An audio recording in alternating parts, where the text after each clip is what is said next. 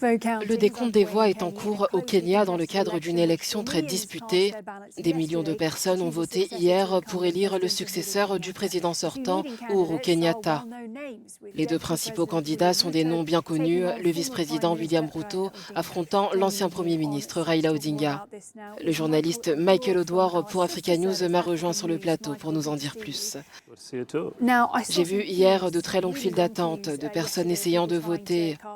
Les gens faisaient la queue depuis environ 4 heures du matin, je crois. Dites-nous, comment s'est passé le vote? Écoutez, le vote s'est bien déroulé. Je peux dire qu'il n'y a pas eu de rapport de violence ou de tension. Mais bien sûr, oui, nous avons eu quelques files d'attente dans la matinée. Mais cela n'a pas eu d'incidence sur le taux de participation. Apparemment, selon certains rapports préliminaires des médias locaux, le taux de participation était de 64, presque 65%, ce qui est assez faible. Mais en dehors de cela, nous devons considérer que c'est peut-être parce que dans certaines régions, nous avons eu un taux de participation très faible. Mais dans les régions d'où provenaient les principaux candidats, nous avons eu un pourcentage assez élevé en termes de participation. Par exemple, dans la vallée du Rift, qui se trouve dans la partie centrale du Kenya, le taux de participation a atteint presque 80%. Puis dans la partie occidentale du Kenya, nous avons également un autre candidat majeur. Nous avons également eu un taux de participation de plus de 80%. Mais sur l'ensemble du territoire, le taux de participation n'a pas été très satisfaisant et c'est quasi inédit. Je sais qu'il est encore tôt, mais avons-nous des indications à ce stade sur la façon dont les choses pourraient évoluer? Eh bien, je viens de suivre une conférence de presse de la Commission électorale indépendante de la CEI, qui est la commission qui gère cette élection. Elle ne publiera pas de données ou de résultats pour le moment. Elle attend la réception des formulaires physiques de chaque bureau de vote. Et il y en a environ 34 qui sont directement remplis par les présidents dans chaque bureau de vote. Donc, ils attendent que ces formulaires arrivent physiquement. Mais pour l'heure, nous avons d'autres formulaires qui, ces mêmes formulaires, ont été téléchargés dans le système et les journalistes peuvent y accéder.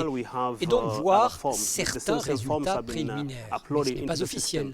Lors d'une récente conférence de presse, la Commission a déclaré qu'elle devait attendre que ces formulaires arrivent physiquement afin qu'ils soient authentifiés et certifiés, puis elle publiera les résultats. Mais jusqu'à présent, si vous regardez les médias locaux et ce qu'ils ont fait comme décompte ici et là, cela montre une petite avance de Raila Odinga, une toute petite marge, mais encore une fois, cela change constamment et pour l'heure, la course est toujours serrée.